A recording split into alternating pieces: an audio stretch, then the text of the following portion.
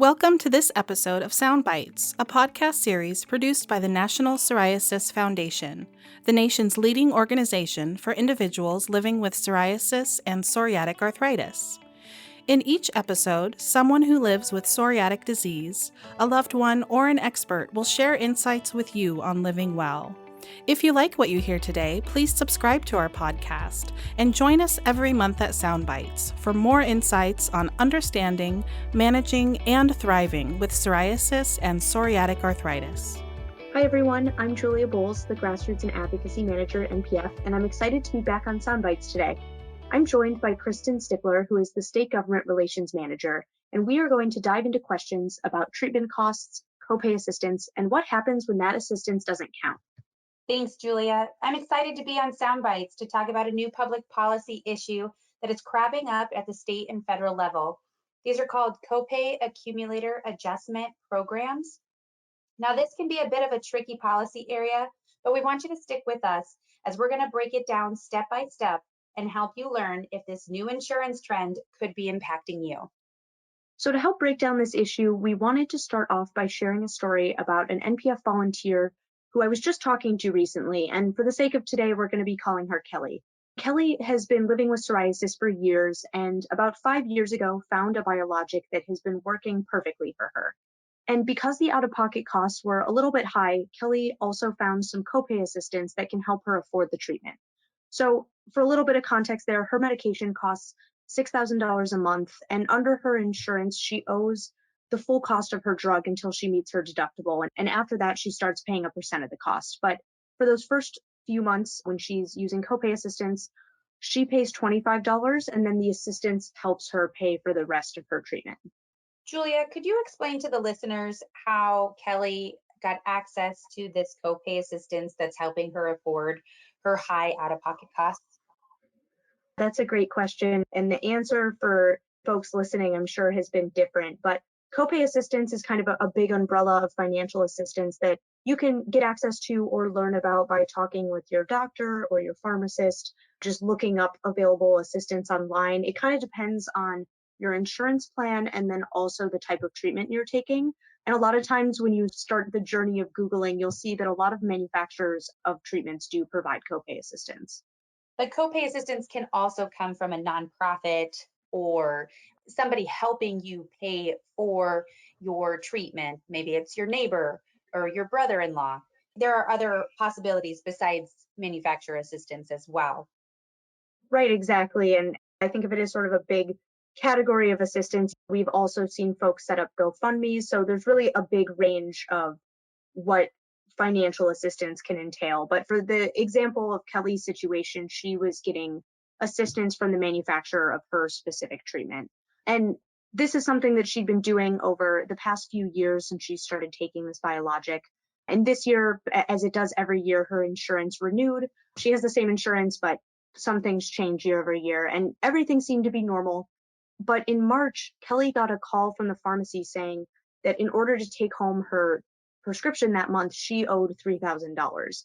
And of course, she was really confused by this and asked, what about the copay assistance? Haven't I already met my deductible? Because it's been a few months, and just sort of given what she owed in January and February between her and the copay assistance, it's never happened before that she's owed this much in March.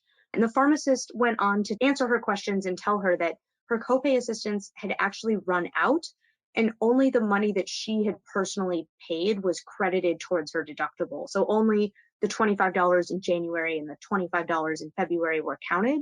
And now she used the rest of her copay assistance in March, and what was left on the remaining balance was $3,000 for her biologic. So, Julia, I want to make sure that I understand this. The copay assistance was counting towards helping her pay for her medication in January and February. But when it came to March, all that money had run out. In previous years, her insurance company would have said that those dollars would have counted towards her deductible, but something changed with her insurance company for this plan year. And then all of the sudden, only the dollars that she contributed, so it was $50, had only been attributed to her deductible. And then for her to take her biologic home in March, she was going to have to pay $3,000. Did I get that right? Yeah, that's exactly right. From past years, it had been counting, and this year she was able to use the copay assistance, but it wasn't actually counted towards her deductible, which is why she got this big sticker shock in March. Hmm. Yeah, so obviously from there, she was shocked because this was such a big change from past years. And the pharmacist on the phone was asking her, do you want to pay this $3,000 right now, or do you want to not pick up your treatment? And of course, neither of those are easy decisions. And so in the course of that conversation, she told the pharmacist she'd have to call her back because she didn't know if she could pay the $3,000 right away. Eventually, she was able to figure something out and put the cost in March on her credit card. But when she was telling me this story, she kind of talked about all the things that meant. She was worried that if she were to have something on her car that she needed to fix, some other unexpected costs come up, that this would really be a huge problem and put in jeopardy her ability to keep getting her treatment. Julia, I know that if this were to happen to me, it would be a huge impact on my family budget. In the end, for Kelly, how much is she going to pay, or has she already paid this year so that she could take home her biologic each month? How much of her out-of-pocket costs is she now going to have to pay because her assistance is no longer counting? Yeah, so her out-of-pocket maximum for the year is $8,000. So because none of the copay assistance dollars could help her make a dent in that 8,000, it means that by the time she reached the out-of-pocket maximum, she will have personally paid the full $8,000. And in terms of timing, it's looking like she'll probably be hitting that sometime in June. So I haven't talked with her yet about hitting the whole 8,000, but I'm sure it's in the 7,000 range right now, which is causing a lot of challenges in other parts of her budget.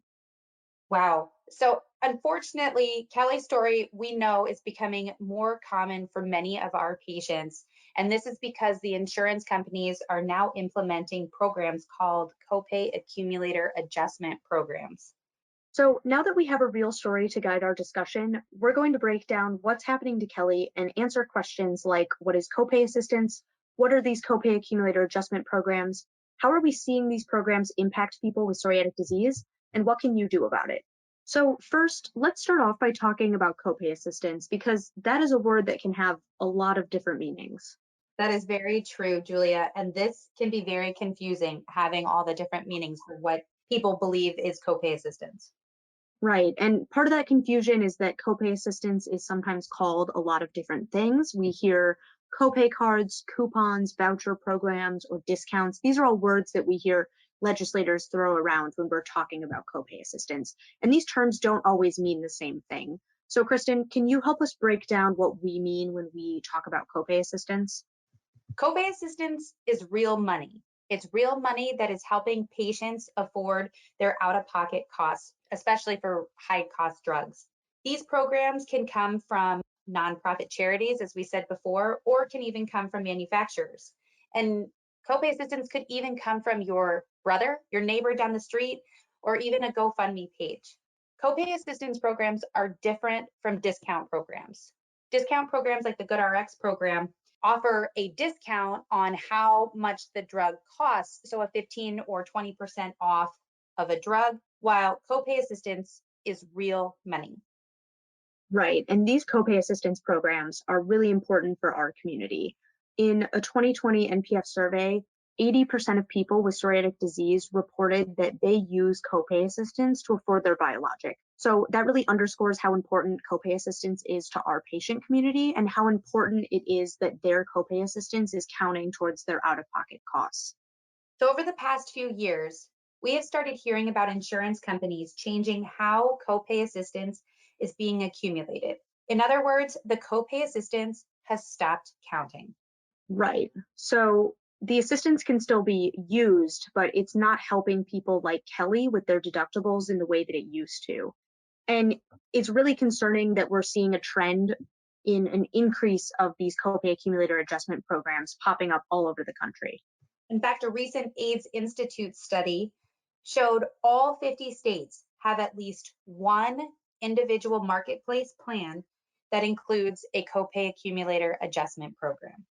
Yeah, and from our same NPF survey of people with psoriatic disease, 1 in 10 already reported experiencing a copay accumulator adjustment program in 2020. So we really know that this is a problem for our patient community. Now that we have all of this information, let's talk about what you can do about copay accumulator adjustment programs. And of course, as the advocacy team, our go-to answer is always going to be become an advocate. But before we go down that road, I wanted to take a second and talk about what individual listeners can do if they use copay assistance or if they're worried about a copay accumulator adjustment program. And the easiest answer is that the NPF's Patient Navigation Center has a free resource that further breaks down how copay assistance works and these copay accumulator adjustment programs, which is linked in the podcast notes. So that resource is a great starting place to better understand these programs and how they might impact you. And other steps that you as an individual could take are to look through your health plan's documents or just to call your health plan and figure out whether copay assistance would be counted towards your deductible and out-of-pocket maximum. But I hope as a starting point, you will reach out to the Patient Navigation Center for this resource, which again is linked in the podcast notes. This is a great resource, and we at the NPF have put it together so that you can better understand how copay accumulators work and how they might be impacting you. But if you're ready to take the next step, we are excited to get you involved in NPF's advocacy work to ban copay accumulator adjustment programs. And there's been a ton of activity on the advocacy work for this issue at the state and federal level, and especially at the state level in this past year. So Kristen, can you start us off by talking about how NPF engages on this issue and what we've been seeing in the states this year? Well, first off, we are part of a national coalition to ensure that all copays count. This is a broad coalition of patient and provider advocates that are working at the state and federal level. But as the state government relations manager, I am excited to talk about these successes that we've had at the state level. So prior to 2021, we saw that 5 states had already passed legislation to protect patients from these types of programs. These 5 states included Arizona, Illinois, Georgia, Virginia, and West Virginia. As we started the 2021 session, even during a pandemic, we have seen over 24 states introduce legislation to ban copay accumulator adjustment programs. And we've already seen successes in 5 states. That includes Kentucky, Oklahoma, Arkansas, Tennessee, and most recently, Connecticut. And we're still anticipating a few more wins this session. Yeah, there's been so much great momentum at the state level to get 10 and counting states to protect patients from copay accumulator adjustment programs. And there's also opportunities to address this growing problem at the federal level. NPF has weighed in on this issue through the rulemaking process, and there's also a possibility for future legislation.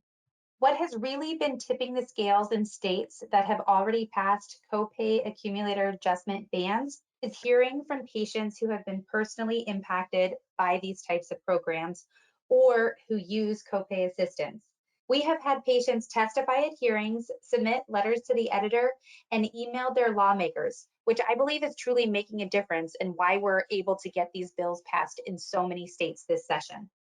Yeah, Kristen, like you said, hearing from patients really does make the difference and helps shed light on how these copay accumulator adjustment programs impact patients' ability to afford their treatment. And we've literally seen it change how lawmakers vote on a bill. In fact, in Oklahoma, we had a patient advocate who was currently experiencing a copay accumulator adjustment program.